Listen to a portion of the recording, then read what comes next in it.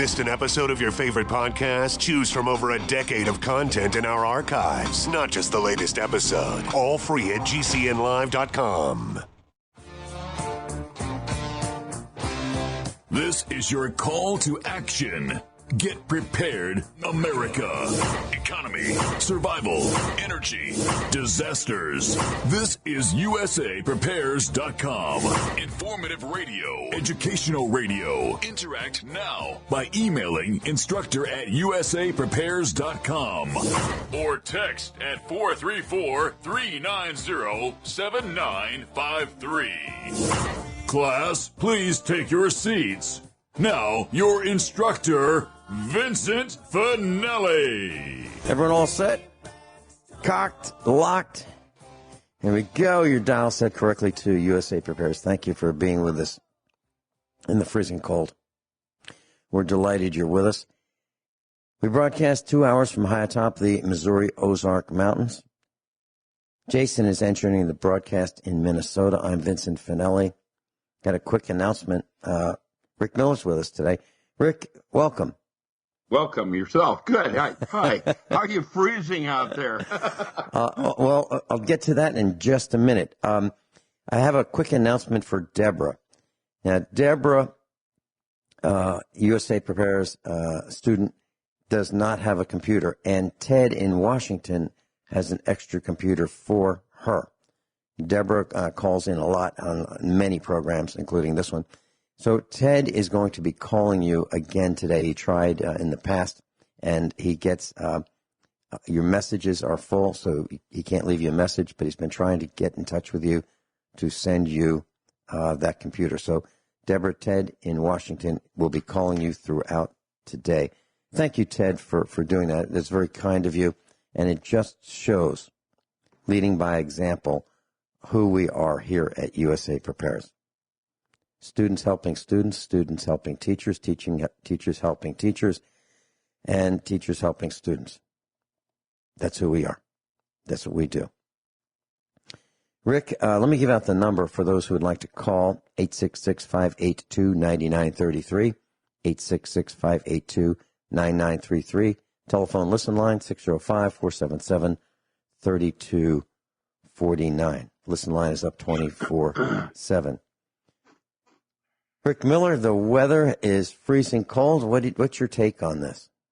Well, I think we're experiencing a mini day after tomorrow. I think all the currents in Europe, there used to be 7 of them. Then it went down to 4 currents.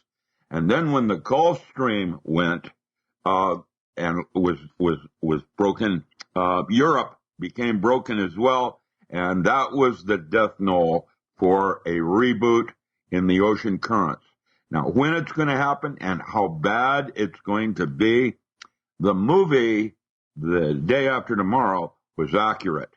And so what we're seeing now is kind of like that in slow motion. When you get Winnipeg was down below minus 100 centigrade with wind chill, you can't even go out in that kind of thing. That's life-threatening. And the Midwest now with this polar shift with the electromagnetic fields, I think we're going to see something very similar to the movies shortly in some part of the world where, well, in the movies, they predicted it would be up in Scotland. And I did, Kev Baker. Kev is a friend of mine. I've known him a very long time. And we talked a little bit about it last night. But, you know, I'm very concerned. I don't think anybody's prepared. If it's survivable. That's the part that's just like you don't need a Gutenberg Bible to pull yourself through this, but you do need some minor preparation for this kind of a chill. So I guess I'm going to just suggest, heads up, because this is what's going to happen next. Grid down will be next. It will sequel a day after tomorrow because, of course, if the grid collapses like that, there'll be problems with water, and sewage, and all of it. Mm-hmm. Well, Jason is engineering our broadcast in Minnesota today, and he did as well yesterday. And he went to come to work yesterday. He lives in Minnesota. It's bitter cold there as well. And his car wouldn't start. It wouldn't start. And let's just talk about that for a couple of minutes. He was able to catch a ride with a coworker, and they came to work together, which is wonderful. But here's what happens, class. When a car's battery is really a storage device, it does not generate any electricity at all. It just stores electricity. The electricity it stores comes from the alternator, or if you have a real old vehicle, a generator. And the generator or alternator will, through a regulator, charge the battery to its optimal charge state. But there are devices on cars today that deplete the charge. So, for example, cars today have alarms, and they have all kinds of circuitry that bleeds the battery slowly over time. So typically, if you don't start your car or run your car, a car battery will go dead in 30 days. Okay? If a car battery is dead, meaning no charge, doesn't mean you can't recharge it. It just means it's depleted of its charge. If it's dead or has a weak charge left in it, it will freeze at the temperature that water freezes at, which is 32 degrees Fahrenheit. If a car battery internally freezes, it will damage the internal structure of the battery. There are lead plates separated by pieces of dielectric material. And when the water in the battery mixed with the acid freezes, it will buckle those plates and render them useless. You will not be able to recover and recharge and rejuvenate a battery that has damaged lead plates from freezing. You have to buy a new one. That's just the way it is. Well, when the temperatures are cold, your car requires a lot more energy to turn over the engine. So it demands more current from the battery, more electricity from the battery. Because the oil is cold. It's thick. It's kind of like what would happen if you put oil, cooking oil, in your refrigerator. What would that be like? So it gets thick, right? It doesn't want to flow. Well, it's worse than that at below freezing temperatures with engine oil, especially with conventional engine oil. So the engine does not want to turn over, and the battery, when it's cold, has about 40% of its original current. So if it were a nice warm day and you'd say, well, the battery's at full charge, well, during cold weather, it might have 40% of that. Not 40% less, 40% of what it would normally have. And at the same time, the engine doesn't want to turn over. So it's a double whammy. The battery has less current, and the starter requires more current to turn over the engine. Now, here's what makes it worse. So you go out there and you try to start it, and the starter starts to turn the engine slowly, but it just doesn't catch. The engine won't fire up. Now you've depleted the battery more, which means that the battery will freeze at an even warmer temperature. So if you crank it and crank it and crank it and it doesn't start, and you say, I give up, let me hitchhike to work, and you leave the vehicle with a dead battery or an almost dead battery, you're almost certain that it's going to freeze and be destroyed by the cold temperature, and you'll have to buy a new battery. That's just the way it is. So what do? Well, here's what we do. We have a bunch of battery chargers here. A lot. It's probably darn close to 15 or 20 of them. And they are charging batteries all the time so that they won't freeze in weather like this. And one of the chargers failed, and we lost a battery in one day, because the battery was weak, had a charger on it, I had a desulfator on it to rejuvenate the battery. Everything was fine. It was coming back, and then the desulfator discharged the battery because the battery charger failed. And we lost that battery. So how much is it? $100. And you add them up, and if you have 30 of them, it's a lot of money. Even one of them is a lot of money. So you can prevent all this by making sure that you don't let your battery get discharged in cold weather. Now, here's what we've done. Rick, I'd love to hear your comments on this. Okay, go ahead, yes. Here's the rest of the story. Over the years, we bought all kinds of battery chargers from all kinds of companies, like Century. It used to be an American manufacturer. They'd have a heavy copper wound transformer with a metal chassis and vents on it with no fan inside. Pretty good. There are other companies. Well, just like Gresham's Law, good products get chased out by bad products. Schumacher makes a pretty inexpensive charger, and some of them are junk. Well, what happened with Schumacher is they took away the metal chassis in a lot of their chargers, and they took away that big, heavy transformer that was copper wound, and they used a small transformer, and they put in a little fan, and the fan would overcome the heat that was generated. But if the fan quit, the battery charger would self-destruct. So I have a box of them. I mean, it must be 15 of them that have failed. And so we don't do that anymore. Even though they're, $30, $25 shipped on the internet, they're not worth having because they fail. They don't last, more than a couple years, in my opinion. So what I did was I bought some used top-of-the-line battery chargers by Xantrex, spelled with an X. They're 10 amps. They're very intelligent. They have a computer processor on them, but they're in a Faraday cage. They're in a metal box, completely metal, no vents at all, no fan. They use the outside chassis of this sealed box as the heat sink, and they're made for marine use. So let's say you have a boat and you want to keep your battery charged and topped off. You would have this kind of a battery charger attached to your batteries to start and run your boat. What I did was I bought some extension cords, 50-footers, from Walmart at $10 a piece, shipped on the internet, and I bought some Chinese 100-amp battery cable clamps, and I soldered them onto the ends of the extension cord. And I attached the extension cord to the 12-volt side of the battery charger. And then I cut off the end of a computer cable, and I used that to power the battery charger. And now I hang these battery chargers on the wall in the barn, and I run these 50-foot cords wherever I need them to go. And that's what I did. How much did they cost? The battery chargers used were about $55 to $60 each, shipped. The cable clamps are about $3 a piece. The extension cord was $10. I'd love to hear your comments on that kind of a solution. Rick Miller when we come back. Dr. Richard Allen Miller's with us.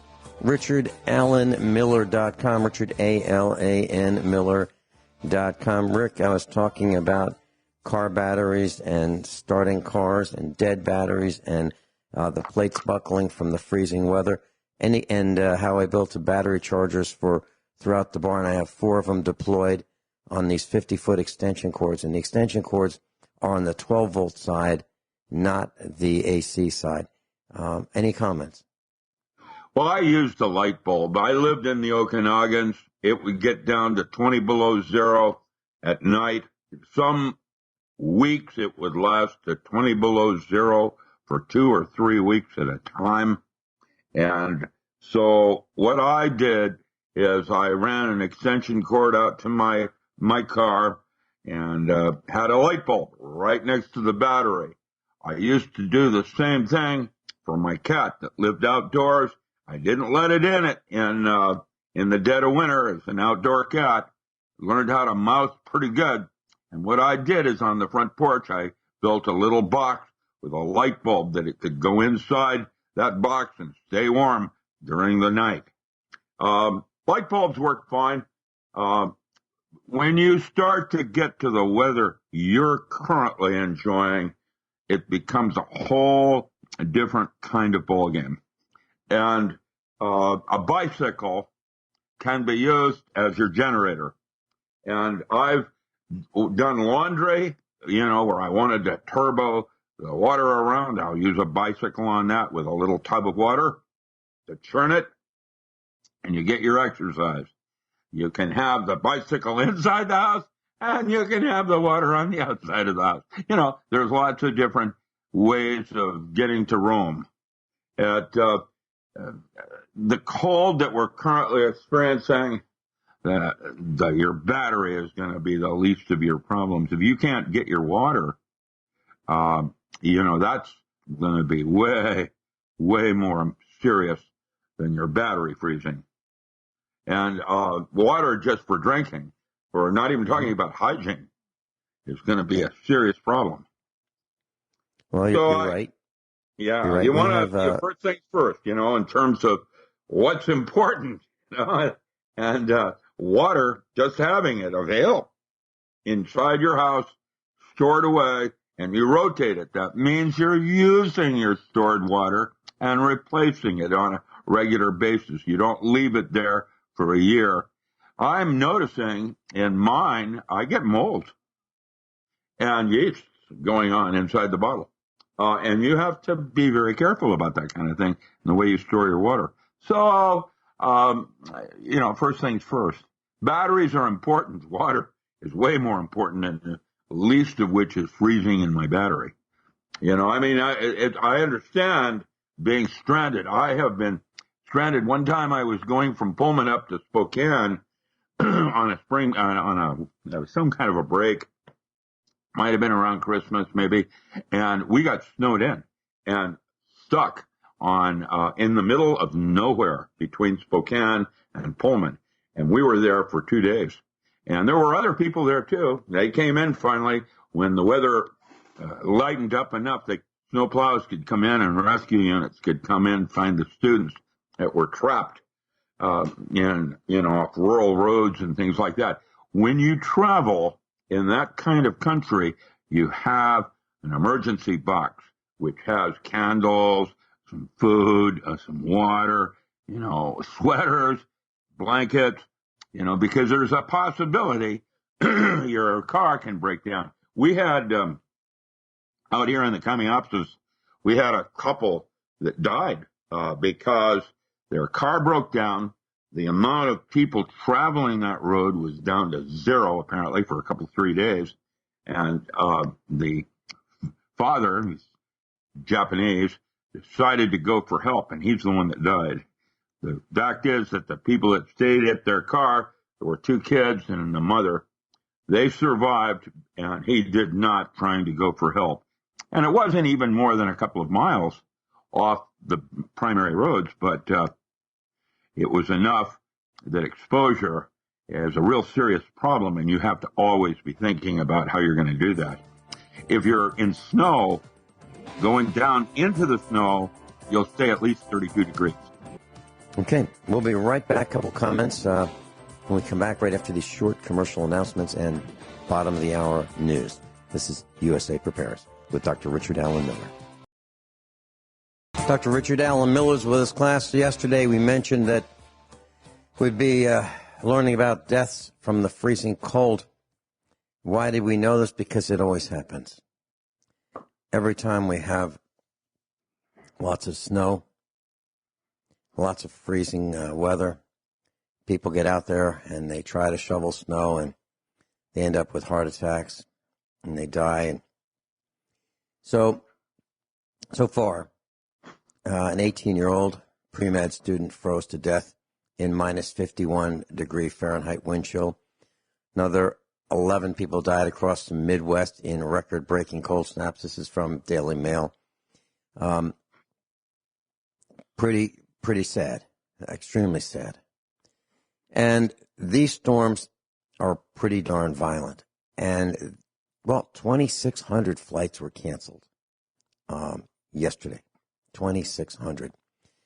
The weather in Minnesota was in the minus 30 degree, 28 degree range.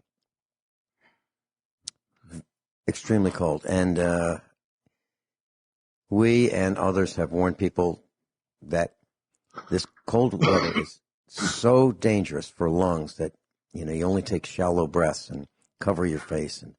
And so people have died, in this weather. So you need to be prepared. And am I interested in going out? No. And, some some municipalities require that you shovel the walk in front of your property if you live like in a city. Here's my take on this. Now, you might be fined if you do what I would do, but here's what I would do. If it were that cold and I were required to keep my walk clean, I'd say the heck with it. Forget it. I'll tell you why. Because that land that they placed the sidewalk on was stolen. That was stolen from the property owner at one time. That used to be somebody's front yard before they dug it up and poured the concrete. So the city did that. The city took that property and poured that concrete sidewalk. I'm not shoveling their sidewalk. I'm not doing it. Now, most people think it's, nice to do. Well, if the weather is so cold and it's dangerous to do it, I wouldn't do it. I absolutely wouldn't do it. I'd fight them every step of the way. Now, I think it's the polite thing to do, to shovel your walk, but not in minus 30-degree temperatures, okay? Not in minus 20, not even when it's below zero. I wouldn't do it. That's just my take on it. Rick, any comments? Yeah, shoot them first and then ask questions. Of course, I Rick's love kidding. it, Vincent. You're so militant, man. I can't believe it. Go get I'm angry. You Rick, should run for president. I'll tell you, man. Maybe vice president. Yeah, maybe. But, I just want to tell our class I did something. When I mentioned that when I filled out our sales tax and battery tax information for the corrupt state of Missouri, I put that if they need any assistance from me regarding that tax return, which I made up my own form. I gave them the information I thought they should have, and I made up my own form on a lined piece of paper, and then I photocopied it and I sent it in. But on the bottom, it says that if they need any assistance from me, it's at the rate of $250 per hour and with an 8-hour minimum. It says it right on the return. And then on the check that I sent them, on where it says memo on the bottom left-hand corner of the check, I wrote payment in full. Now, here's what happens. Now, here's what would happen to me. When those parasites come and try to get me again, and they say, you owe, and I hold it. You have a copy of the check? No. Okay, well, I do. You want me to send it to you? Because it says payment in full. We're done. We are done. There is no audit. You accepted that check as payment in full. We are done. By the way, you just spent 8 hours at $250 an hour because you requested my assistance. Is there anything else I can help you with? That's how it's going to go. And, of course, I'm going to report all that on USA Prepares. Rick, I've had it with these guys. I've had it with the rules, the regulations, the oppression. These guys are in my face. I don't want any of their help. I really don't. They steal money from everybody and give it to... Yeah. We're overworking them. The whole thing is broken today. And while there are individuals that are trying to do the right thing, the system is broken. It's not working. And that's what we need to realize. And with that, the opportunity of rebuilding it correctly this time. Mm-hmm. Yeah, I agree with that. At first I thought, it'd be awful if we had the Second American Revolution. I thought that'd be really, really terrible, and it will be.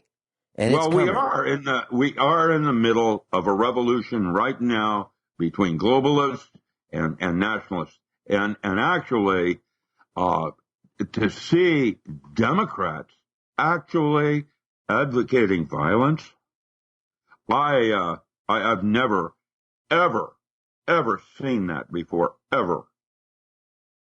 It's right. It's almost gleeful. Like they're just looking for a fight, trying to find something wrong, and it's tearing our country apart. And I'm glad they think that they're doing the right thing. I'm going to do my right thing by not participating. Okay, I saw this. Well, there's a term for that, Rick. You're going to be part of this nonsense. There's a term for that, what you're talking about. It's called going galt. G-A-L-T, as in who is John Galt, as in Atlas Shrugged. Are you familiar with what I'm talking about, or would you like me to share? Oh, yes. I've read all of those when I was much, much younger. I grew up next door when I was a child. I grew up next door to Ernest Callenbach, who wrote Ecotopia about about Washington, Oregon, and California seceding from the Union in 1984. This had just come out. George Orwell had done his 1984, and Ernest Callenbach at that time was the ecologist principal for the United States, and he wrote a book called Ecotopia, and they opened the doors to Ecotopia in 1999 then to allow the first reporters in to actually say how we live differently than the rest of the United States. There were no cars. Everything is bicycle. That means that when you went to visit somebody, it was an ordeal, and you had the old values of always taking something over as a housewarming. It's the Ecotopia.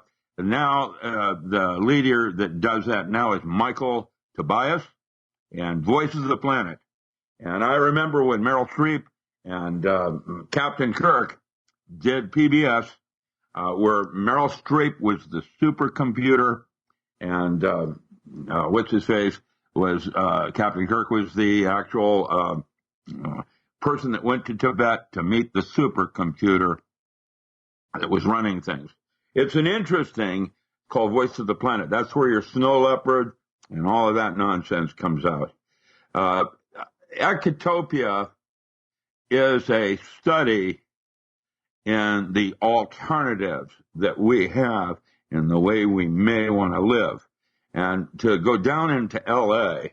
and their traffic, going to work and back again, is a kind of lifestyle that they could not pay me any amount of money. If I were to go down to L.A. to live like that as a millionaire, I would rather be on food stamps living up here in the free state of Jefferson. And it's not up here because, education at 72%. Josephine County, it's an embarrassment. And good old boy networks. And I can tell you, my county where we are, everything is seriously broken. We're way behind in everything. And yet, I would rather live here in that kind of, with Klan and the rest of it, than L.A. and that kind of lifestyle. When I wrote X-Files, I did the early X-Files, they required me to come down to Hollywood and hang out. And so, and I just, they couldn't pay me enough. I'll visit, but I won't live there. And at any money. That's why they brought Carter in the first place. And you'll notice the sets where we did everything was up in Vancouver. It was not even in Hollywood. Why would anyone want to live in Hollywood? And I agree. It's crazy. Rick, several years ago, I spent about a month on the air talking about a square mile near us that I wanted to buy. And I could buy it and sell parcels at about $1,500 an acre. Now, this property literally is 640 acres, and it was already subdivided into 2, 5, 10, 20, and 20 acre parcels. Okay, had a road through it, an entryway, underground utilities. It had everything you could possibly want, except it didn't have well water and it didn't have a septic system. But it had the roads. It was all surveyed out. It was ready to go at $1,500 an acre. It would have cost me about $960,000 to do this project, less than $1 million, a little bit less. And I talked about it, and we got about, maybe 10 people that might have had some interest in it, and I gave up. But what we were trying to do was build a village of people who were like-minded and with skills. So, for example, we were looking for a welder, an electrician, a plumber, a framer, a roofer, a well driller, cabinet maker, tool maker, a mason, a gardener, a computer technician, a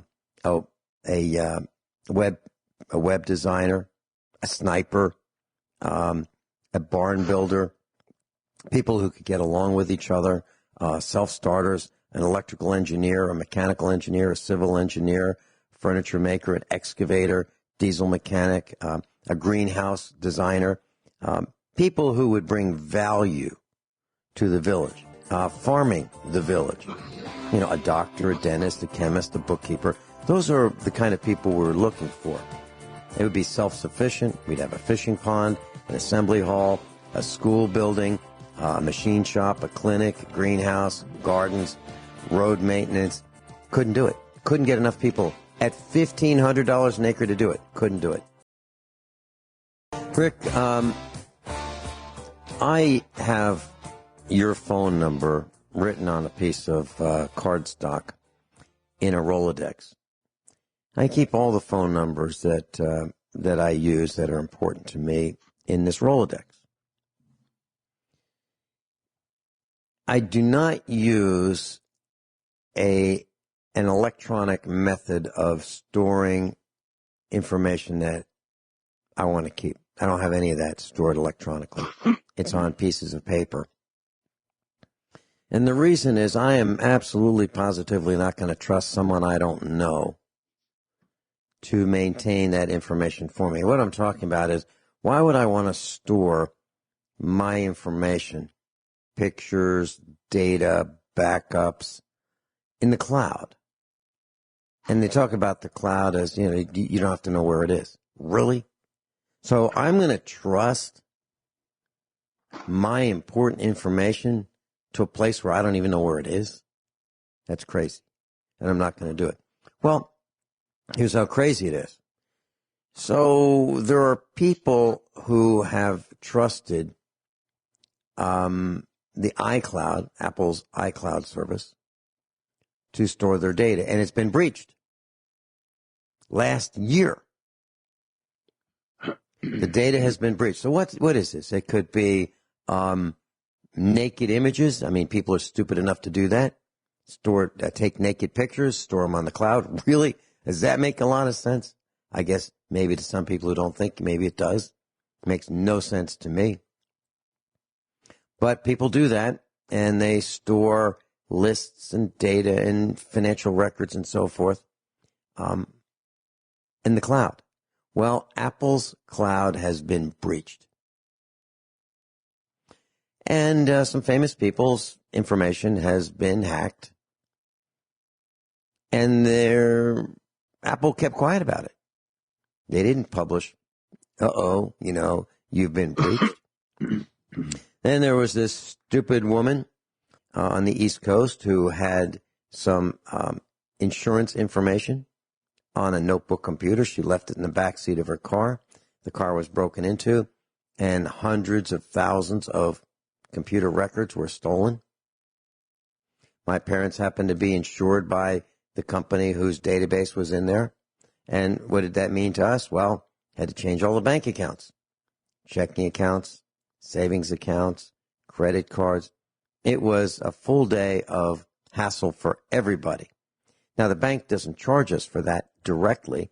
Indirectly, they build that into the fees, but all the checks that we had, they had to be destroyed because they had the old account numbers on them.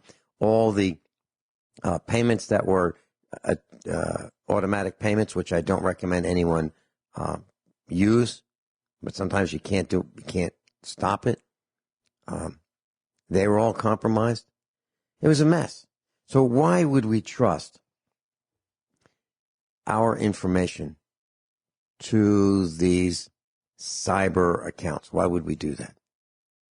I'm suggesting, class, that you don't. I'm suggesting that you don't do anything that you might be ashamed of and put it online. Because Zuckerberg has been exposed by enticing 13 to 35-year-olds to give them their private information in return for rewards. You know, you give us your deepest, darkest secrets, access to everything you do on your computer or phone, give it to us, and we'll give you these rewards. Is that beyond dumb or what? Well, Apple, found out about it. We talked about it a couple days ago. Apple found out about it and shut down Facebook's access to Apple. Even Facebook employees can't get to their Apple accounts. Good for Apple. But Apple's not the white hat guys either. Apple's been digging into our information. They've had breaches, and they're spying on us as well. So who do we want to avoid? In my opinion, it would be Apple. It would be AT&T. It would be Verizon. And the list goes on and on. Ilk like that. Rick, can we come back and you address what I'm talking about with your thoughts? Okay. Yep. We'll be right back with Dr. Richard Alan Miller. We're talking about invasion of your privacy. And Mark Zuckerberg, in my way of thinking, is the poster boy for the peeping Toms. He's number one. We're all set, cocked, locked. Hour number 2 of USA Prepares. Dr. Richard Alan Miller's with us. Rick, we were talking about cybersecurity. We were talking about Apple breaches. Not only that, Facebook has been collecting data on young people 13 to 35 years old. They're interested in their every move. We're being tracked, spied upon, watched, categorized every way you can think of from above by satellites. There are 300 satellites that are now tracking everything that's going on on the planet. If you dig a hole in your backyard, they're going to know. They're going to know. And it's being analyzed. So, Rick, what are your thoughts about all this? Well, for example, the camera on your computer needs to have duct tape put over it on whenever you're not using it, because, frequent flyers that like to go to pornography sites, what they're doing is while you're watching the movie, they're watching you and your movie. And watch what happens next with blackmailing. I don't even do it, and I'm getting them. I can't believe it. And they will be able to get into your computer to find older passwords so that they will make you feel as if you're being observed. You are. Imagine your cell phone, the smartphone that you're not using, is sitting over there on the counter charging because you're not using it, and it's listening to everything going on. And, of course, there's the AI that's slotting it into algorithms to profile you. Watch what happens when you go on to Amazon to order something, and, would you like some salt with that? They're trying to profile you and push buttons to get every single ounce of information they possibly can. And you would be surprised at how much active listening, that's a good thing to study. When you listen to somebody talk, they're saying way more than the words they're using. And this includes gestures. That's what facial recognition is doing. They're able to look at shadows that are distorted and be able, with algorithms, to determine what is about to happen when you come into vision. It goes downhill from there. You can't even think of the possible ways that they would, just in the amount of there, I did just doing 3 of those says something about the way I think. Well, as you're saying this, I was thinking about, what do you do with these people? And yes, exactly people? What you talked about. You alien? Well, exactly. Talk about them as aliens. Exactly. Yeah. Exactly what you talked about has happened to us. We get these emails saying, here is your, just the proof old that password. we have hacked into you. Here's your old password. And we have the video of you and so forth. Oh, that's impossible. Okay. First, it's impossible because we don't have cameras. Okay. It's impossible. No. Cameras are in your washing machine. That's what China has been doing. Oh, listen, man. They have built in spy networks into the furniture that you're using, the appliances that you might be putting over there on the shelf, like your water filter, that they're so inexpensive now that they have side things going on that nobody knows about. And when the FDA, or not FDA, but the who's the one that's supposed to customs, misses it, from China, they are now in China, for example, watching everything. So here's Vincent Finelli jaywalking. Watch him, people, and they'll have these big screens on a building showing Vincent Finelli jaywalking. Bad Vincent. Bad Vincent. And they're using social media and pressure while the little girls doing their little gab back and forth, thinking it's in private. And watch what happens next. And we haven't even begun to ramp up. Well, I'll tell you what comes to my mind as you say all this. Dick Cheney went hunting with Harry Whittington, a 78-year-old guy, in February of 2006. And they were on this quail hunt, and Dick Cheney accidentally shot his buddy in the face with a shotgun. And I'm wondering how many times that would happen with our buddies who are spying on us if we go out, on a hunt with them. I wonder how many times the Dick Cheney model would be followed. With selfies and the rest of it. And by the way, that movie, Vice, is actually accurate. I can't believe how exceptional that movie actually was in terms of giving you some inside information on the way things are. Kind of like Designated Survivor.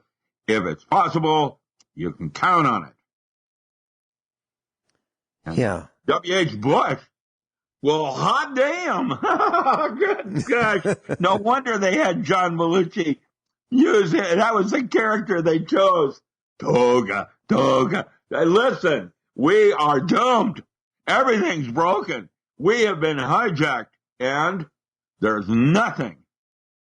Oh, yeah, resistance is futile. Well, okay, all right, but I don't think resistance is totally futile if we get enough. No. They're going. That's the art of war. How 1% can convince the other 99 that it's hopeless.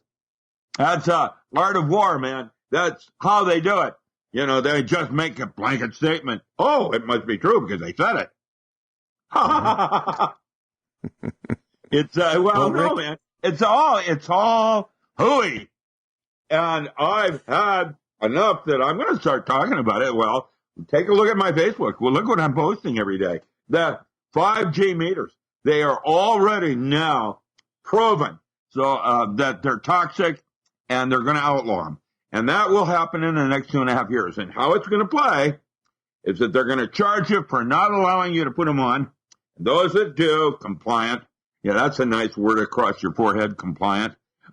Then they're going to charge you to remove them 2 years from now. Watch. And, I thought I played this. They're going to get you this way. It's like in that lethal weapon when, what's his face, Danny DeVito, and they do you this way, and then they get you that way, and then they do it this way, and then they get you that way. It's exactly how it's playing. Okay, so you know what I mean? Yeah. So for those of you who like to think that Pringles, that facsimile of a potato chip in a tube are worth having. Well, what's worth having, I think, is not the Pringles, but the tube. That tube is an aluminized tube, a cylinder, with a metal bottom and a plastic top. And do you know that thing fits over the antenna really well for a smart meter collector meter? And what I'm saying is some smart meters have an antenna that's like a rubber duck antenna, maybe 10 inches long, and that rubber duck antenna protrudes from the base of the meter that transmits the signal that's been collected by your smart meter to the tower, wherever that tower is, miles and miles away. Do you know the Pringles can fits right over that? And if you took a string and poked a hole in the top around the rim of two sides of that Pringles can, you could hang that Pringles can over that antenna to protect it from damage, you know, in case you wanted to make sure that ultraviolet light didn't get on that antenna and so forth. The only problem if you do that is that the antenna doesn't transmit all that well. It kind of reduces the amount of electromagnetic transmission from that antenna. So I just wanted to let our class know that if you happen to have them and if you think that your smart meter collector is needing protection from ultraviolet light or baseballs or whatever might hit it, that's a possibility. Now, I'm not suggesting that you do it. I'm just saying that the problem with it is Paradise, in the Paradise fire, what happened, those blue lights that they noticed, the laser beams of blue, that was when the smart meters went unstable and started broadcasting from one meter to the next. And what happened next is the fire that ensued as a result of that microwave blast from one smart meter going off to the next. Your more than 1,000 missing people are still missing because they're charcoal. They got burnt to a crisp in less than 2 minutes. That's what a smart meter does, and it is actually, in fact, an endgame weapon, and they're completely unstable. They're toxic, and now everybody likes to text. That's what Facebook is about. I am getting more texting from Facebook, and I'm being gentle to my friends and saying, I prefer you to just simply pick up the telephone and call me. It's actually faster, more information is transferred on a landline, and you're sitting there typing with typos, and I can't even move that fast. I used to type at 120 words a minute. Now is the time to come to the aid of your party. For all good men to come to the aid of your party. That's how I learned how to type. And texting is thumb wrestling without glasses. And I can't even, my thumbs are bigger than this is nuts.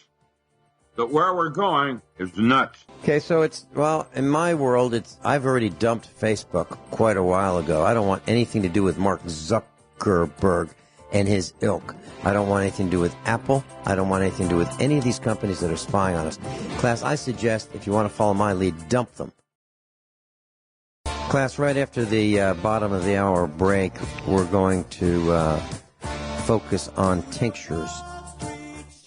We're going to give you a workshop on how to make tinctures, what they're used for, and exactly how to construct them. Mark in Illinois, welcome. You're on with Dr. Richard Allen Miller. Hey, good morning. I wanted to talk about massive deception. I'll be real quick, but you got to get a blank piece of paper, and you got to get a pencil and a blank piece of paper. I'm going to show you something. You're going to have to draw it. Okay? So you got a piece of paper and a pencil? Yeah. Yep. Go ahead. Okay. So, at the upper left-hand corner of the paper, draw a square, but probably about an inch down, 2 inches down from the top of the paper. Draw a 2-inch square. Draw this 2-inch square, and then on the top, what's that? Okay, go ahead. Yep. Okay, and on the top of the square, put east, and then to the left side of the square, put north, and then to the bottom of the square, put west, and to the right hand of the square, put south. Now, that square is the Fort of Antonio in Jerusalem. And then draw a line that's about diagonal, but not to the bottom of the page. Draw it about 2 inches above the right-hand corner of the page. Just kind of draw a diagonal line, okay? And if you draw that diagonal line, put quarter mile. Where do you want this line? Where do I start this line? Yeah, put it 2 inches, draw a diagonal line about 2 inches above the bottom right-hand corner of the page. So it's kind of going diagonal, but it's not going down to the corner of the page. Okay. It's about 2 inches above the corner. Okay. Okay. That, and then put a quarter mile on that. And then below that, write 5 valleys. There's 5 valleys, okay? So now draw another 2 by 2, draw a 2 inches by 2 inches square above that diagonal line, somewhere about 2 inches from the top of the page where you got east at. So on the other square where you see the east at, draw about 2 inches square, and there. Now that is going to represent the temple, and that's going to represent the palace of David. Now draw a half moon circle inside of that square that represents the temple and the palace of David. And that's going to give us towers. There are going to be towers on the outside and towers on the inside. That is the original temple. And if you go over here back to the other square, the first square I told you to draw, you put where it says south, you put the Kotel. And down here you put where it's a W at for west, you put western wall. Okay? Now here's the deal is this is such a massive deception that the whole world is deceived when it comes to this. The temple was completely destroyed in this, on this map that I just showed you. Now, I don't know if you can Google it for Google Maps because they have a blackout on it. But if you're in Jerusalem and you follow this map, you can see exactly where the temple is at. And there's nothing there today. It's just it's completely desolate. And the Romans tore down the mountain called Mount Zion. They actually just tore it down to where there's nothing left there, but not one stone. If you go to Matthew 24 and you read Matthew 24 verse 2, it says, "But he said to them," this is what the words of Jesus said. He says, "Behold, do you not see all of these buildings? This temple. Truly I say to you, not a stone shall be left here upon another stone, which shall not be torn down." And the whole point of saying this is that if people would pay attention, like what you're talking about with Mark Zuckerberg and CIA book and all that, if people would pay attention to what's right in front of their eyes, there wouldn't be this massive deception, would there? Rick, you have a comment on that? Well, yeah, that's there it is. Read it and weep. It's history repeating itself, and what have you learned from previous mistakes? Well, I learned, I was talking about, I'll answer that. I've learned to listen. That's what I've learned. I think that's a good approach, and I think also who is John Galt is a good approach. Who is John Galt? Who is John Galt? Are you John Galt? Class, are you John Galt? I am. We'll be right back. Mark, thanks so much for calling in. I appreciate it. And we're going to talk about tinctures. Rick's going to teach us how to make them, what they're used for. We're being tracked everywhere we go. We're being tracked by our credit cards. We're being tracked by our cell phones. We're being tracked by satellites. And the only way to partially opt out requires no Facebook, no cell phones, no credit cards, no Wi-Fi, no checking account, no car that's newer than model year 2000, and no smart appliances. That's what it's going to require for you to partially opt out. And then you're going to have to have a computer that doesn't have a microphone and does not have a camera, as my computers don't have cameras and microphones. And I don't even have a USB type of mixer. All my stuff is old analog that cannot be hacked because I have switches to shut off the electricity and break the connections. So these devices will not work for those trying to hack into us. And then you have to be very careful about the email that you send from your computer. So if you want to do it, it's going to be difficult. And you'll have to use cash for everything. cash to pay your electric bill, cash to pay everything you can, and make it difficult for these parasites to spy and be peeping toms like the poster boy Mark is. Mark Zuckerberg. Rick, tinctures. What do we need to know about tinctures? I have created a white paper, a couple links that I sent to you this morning, and you can go ahead and post those up there because it's got pictures and a video to walk you through it simply. Now, before you start a tincture, where are you going to get your alcohol? What you're going to need is 180 proof. Denatured alcohol is what is normally used, called, spirits. It's, your proof is, double, 80 proof is 40%. What you're looking for is 90% alcohol, and you can make it from almost anything. Alcohol is simple to make. I'm surprised that we haven't done more, simple things on how you take fruit and you ferment it, or you can even take apple cider vinegar and you can make it alcohol from anything. Now, with that said, I've given you that recipe on how to make alcohol. Why? Well, supposing there's no more gas stations because the grid's down, the oil is no longer, because there's a war, Venezuela versus China, it goes downhill from there. How are you going to run your vehicle? Well, it turns out all your vehicles, are easily converted from petroleum, high rich X, to alcohol, which, newsflash, burns clean. There are no hydrocarbons. And it's a simple conversion, even in modern cars. With that said, now that you've made your alcohol from biomass, all that biomass, the leaf raking, grass clippings, all of it is used to make alcohol. And once you've made your alcohol, a tincture is usually, and this is a ratio, so just realize, because a tincture is quite different than an elixir or a decoction, and they're all different. Tincture is a definition in pharmaceutical medicines going back to Culpeper.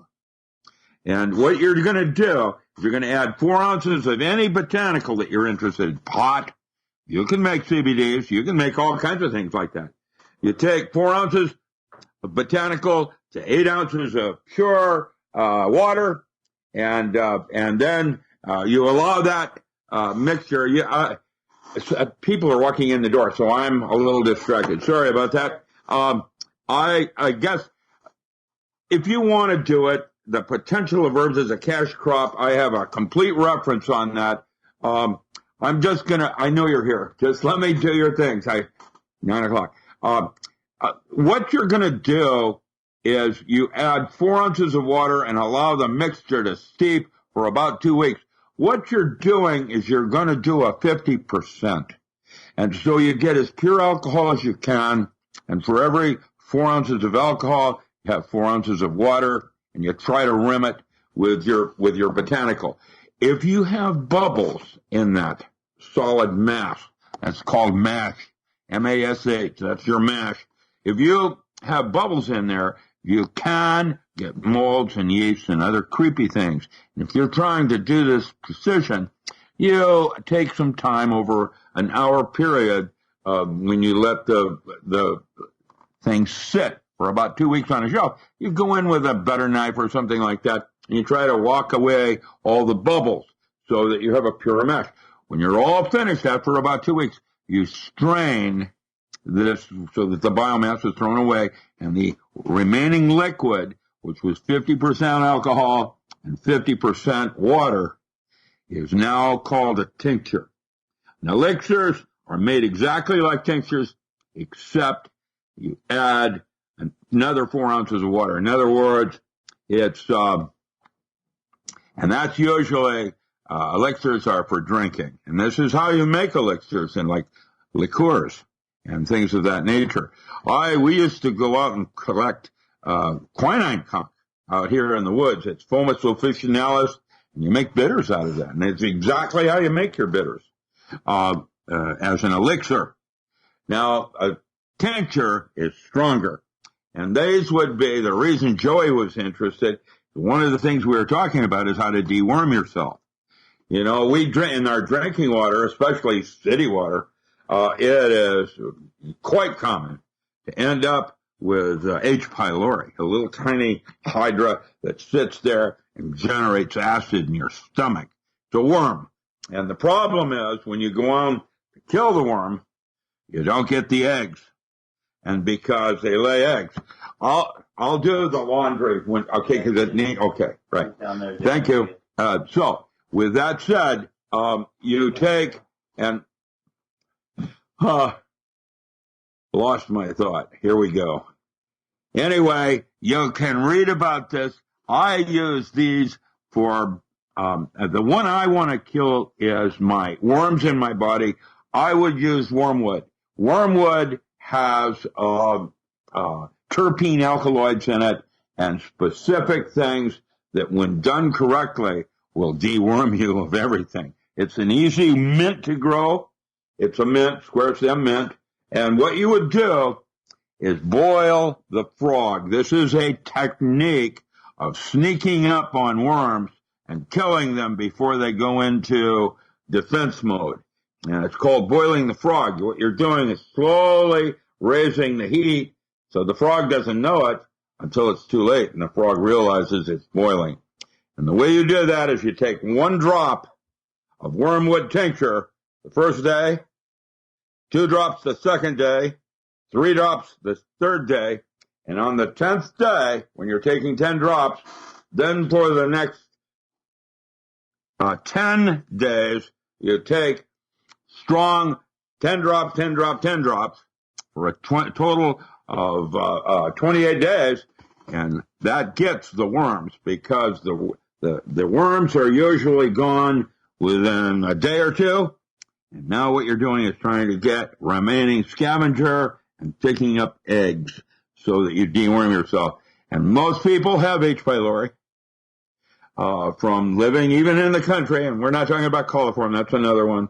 But H. pylori is a little worm that gets in your gut and gives you acid indigestion. You think you have an ulcer, it is, and it's H. pylori. And it's always from city drinking water. You can count on it. And so with that said, what you're going to try to do next is every 2 years you do a little tiny deworming program, or as you find it necessary. It usually takes about 1 year to 4 years before the shitty water that you're drinking will actually start to show harm to you. And it's a subtle thing, but if you're healthy, you notice these variations as aberrances in the way you go to the toilet and when, how you wake up, what you drink in the morning, da-da-da. All of these things determine who you are in the morning. They're like config sys boot ups. And the way you put your toothpaste on your toothbrush after you flush the toilet. You got these little rituals. And these rituals are where they define your addictions and your tools. And this is something I'm starting to learn how to do, like with anger.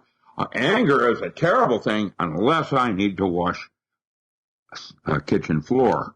And now I have a really wonderful tool to clean that floor if I have to. And so it's taking these wounds and somehow containerizing them so they're tools. And worms in your gut are typical, and tinctures are the bottom line on how to do that with wormwood. The thing is, I would also make your own alcohol. And that's with sugars. And you've got all different kinds of fruits. So there's your wine list. If you want to do and elixirs, you can make really strong Grand Marnier, things of that nature, and wines and beers. And then once you've done that, what I like to do is make root beers. Near beers, you're saying sassafras from your part of the world. Actually, in your area, that would be, what is that called? It's like, we have Princess Pine here. There are each region has things that will make beer. The Princess Pine, by the way, is what Coca-Cola uses to distinguish its formula from Pepsi-Cola. It's Princess Pine. Wintergreen, that's what you have in your area, wintergreen. It's a vine that grows in the woods on the floor. So every region has its own herbal pharmacy, chemical analogs. Out here, we don't have golden seal, but our Oregon grapefruit has berberine and hydrasine in slightly different chemistries that work exactly like golden seal. And of course, our ginsengs, we don't have the Panax quinquefolium unless we're cultivating it, but our forests, for example, have devil's club root, Oplopanax aridum. Rick, when we come back, let's talk a little bit more about this. And I've got a warning about denatured alcohol, because in some places it's absolutely poisonous. So we have to be very careful when we talk about denatured alcohol, what it really means. Dr. Richard Alan Miller's with us, richardallanmiller.com, Richard, A-L-A-N, Miller.com. Rick, I believe you mentioned denatured alcohol, and my understanding is that denatured alcohol in Australia, New Zealand, South Africa, and the UK has been modified to make it poisonous, bad tasting. It'll cause you to vomit. It can cause blindness. And, if you just... Well, that's, methyl to ethyl alcohol. There are many different kinds of alcohols. There's isopropyl. They're all slightly different. The one ethyl alcohol, the one that is normally associated with wine and drinking and solvents, is at 180 proof, will damage your brain, but it is the methyl alcohol that will cause your blindness and other kinds of things like that. And the two are slightly different, but the one is extremely toxic, while the other one it can be assimilated into a sugar. And that's exactly what you're doing. It's turning alcohol into sugar. Let me just share with you the way I make it, and I'd like you to comment on this. When I make a tincture, let's say I'm making a tincture with some garlic, so I'll buy some fresh garlic, put it in a blender, a clean blender, okay? Fresh garlic, and I'll take some hot peppers, the hottest I can find, fresh peppers, wash them. I'll use some disposable food-grade gloves. I'll wash them, cut up the peppers, throw them in the blender. Then I'll put in a small amount of vodka, just vodka, and put that in there, blend it, so I've got like not a thick paste, but like a slurry. Yeah, that's 150 proof, 75% probably. Right. And then I put it in a jar. I fill up a clean jar, sterile jar. I actually sterilize the blender with a small amount of vodka, and I power up the blender and then pour out that small amount of vodka used to clean out the blender before I use the blender. Then I have a sterile jar and with a good seal on it, and I fill that jar up to about 90% with this slurry, and then I put it in the kitchen cabinet. And then every day, 2 or 3 times a day, I will shake it up and put it back in the cabinet, leave it there for a couple months, 2 months, 60 days or so, and then I'll take it out and filter it with coffee filters. And I might take 2 coffee filters together, one on top of the other, and then use that to double filter this slurry. And then I'll have a clear liquid, which I'll use and put in another sterilized container with an eyedropper, like a 1 or 2 ounce little bottle. And I may take, a couple drops of that a day and under my tongue as kind of a heart type of a potion or tincture. Does that make sense, or am I doing something wrong? Well, it isn't going to get any tongue kissing with garlic under your tongue. Yeah, sublingual. The alcohols are ethyl and methyl, and it's methyl alcohol that will make you go blind and is extremely toxic.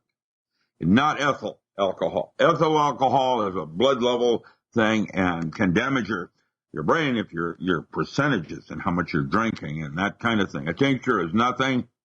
but you can taste it. And an elixir is half that. And so you've got these stages for decoctions and other kinds of things you might use as a poultice, where you're doing the same thing with alcohol.